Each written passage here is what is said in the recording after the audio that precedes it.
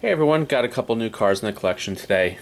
The first one up is a Suzuki Jimny, not to be confused with a Suzuki Jimmy. It's Jimny, Jimny. This was not offered in the US. This is a pretty new release. It's a pretty neat vehicle. It's kind of like a mini Wrangler. If you remember the Samurai, it's kind of on that tip. Pretty small, I think 4-cylinder turbo engines. Taps out at like 105 horsepower, so not exactly ideal for this country where we're kind of power crazy. Engine detail is pretty decent. This is by LCD models. It doesn't have big dog legs, which I appreciate. Has some underhood detailing there, which is nice. Paintwork is pretty good. The mirrors fold in, which I do appreciate.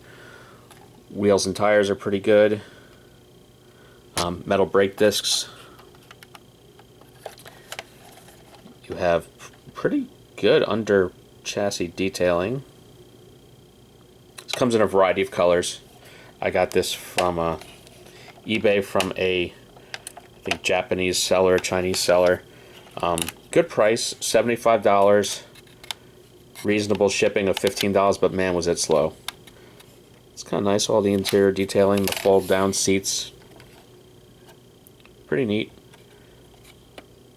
Good value for dollar. Again, it makes you wonder why auto art costs as much as it does these days for plastic stuff. We do have carpeting in there. Decent interior detail.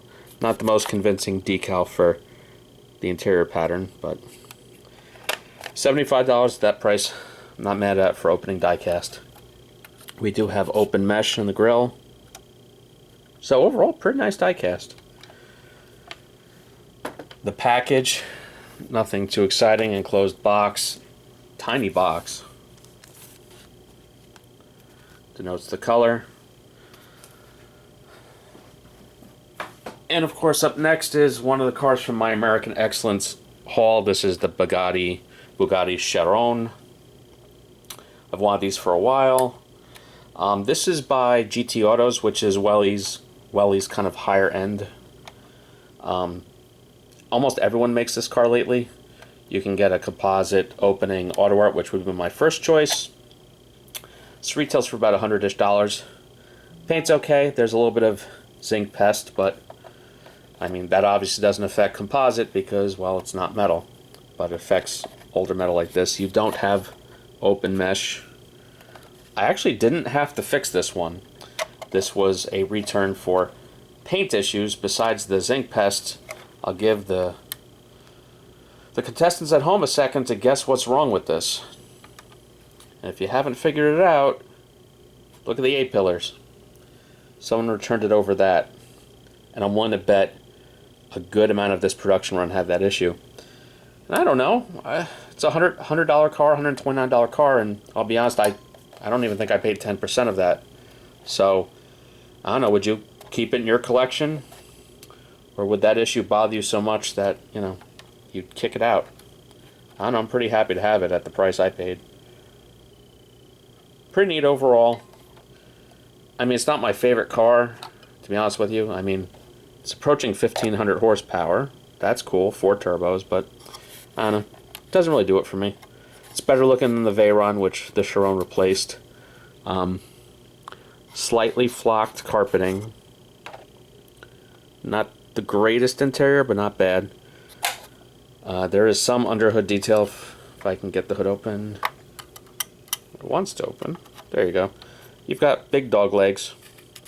Not too much to see there. Nothing to really see under the hood because the hood doesn't lift, but a decent amount of the engine is exposed. You do have a moving rear wing. Can't tell if that's photo etched or not. I don't think that's photo etched there, but again, not bad overall. I mean, it's better than the Maisto offering that you can get, you know, at Sam's Club and BJ's right now. I like the paint scheme. Like I said, for paying 10% of retail, really can't complain. GT Autos packaging, just a white enclosed box. Nothing too exciting. So that's it for this week. I do have something special, I think, for next week. I got my first 1/8 scale assembled diecast car at an auction, and it's kind of worthy of its own review. So I'll be cheating a little bit. It's not really 1/18, but it's still pretty cool. So tune in next week. Everyone have a good one. Please like and subscribe.